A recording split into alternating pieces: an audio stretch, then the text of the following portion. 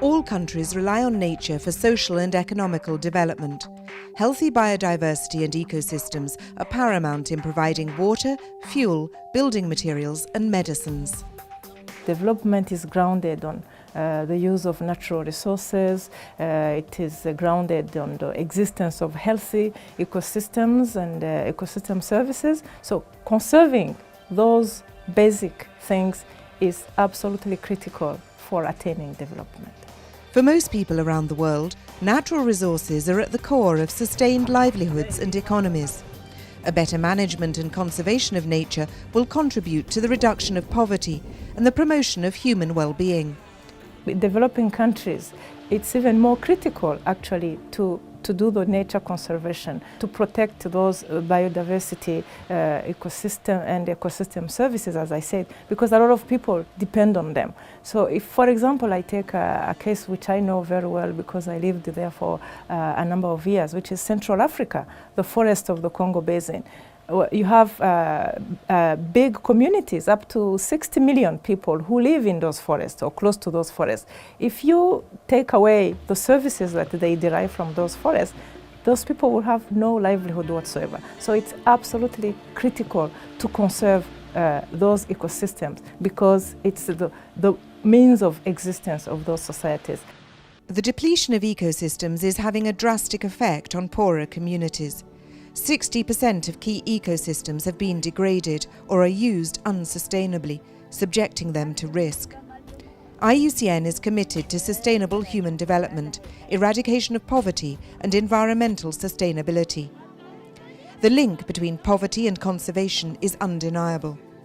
IUCN has been working for many years on poverty reduction by educating communities and governments to manage their resources sustainably, giving them incentives to work towards a better conservation of their natural environment.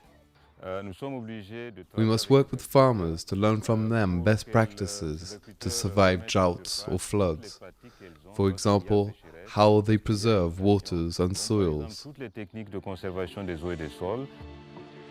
Drawing from traditional local knowledge and science, IUCN is working on a wealth of programs to promote the knowledge of ecosystem conservation and direct action.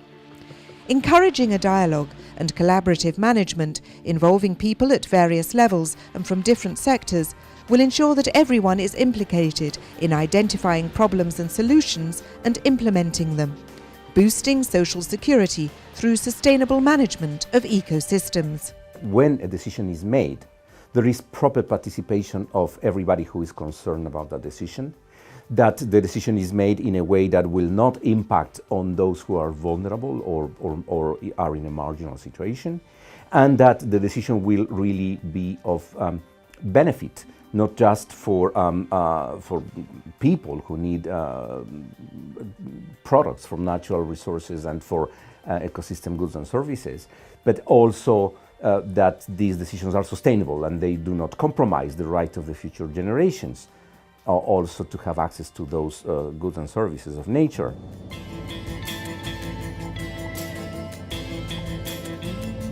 Initiatives such as IUCN's Water and Nature Initiative work with governments and local communities towards managing and protecting water reserves. With the restoration of river flow and the protection of river basins, communities and nature will thrive. Livelihood and landscape strategies combine the need to protect nature with the needs of a productive landscape. Millions rely on forests and landscapes for their livelihoods, inevitably having an impact on them. Tackling these issues, livelihood and landscape strategies also look to other sectors, such as agriculture, water and energy, to ensure that immediate needs are met, as well as long-term conservation. I think one of the credits, well, there are many credits for IUCN, but the biggest one is to have seen more than 60 years ago that development was not going to proceed if we do not integrate the nature conservation dimension to it.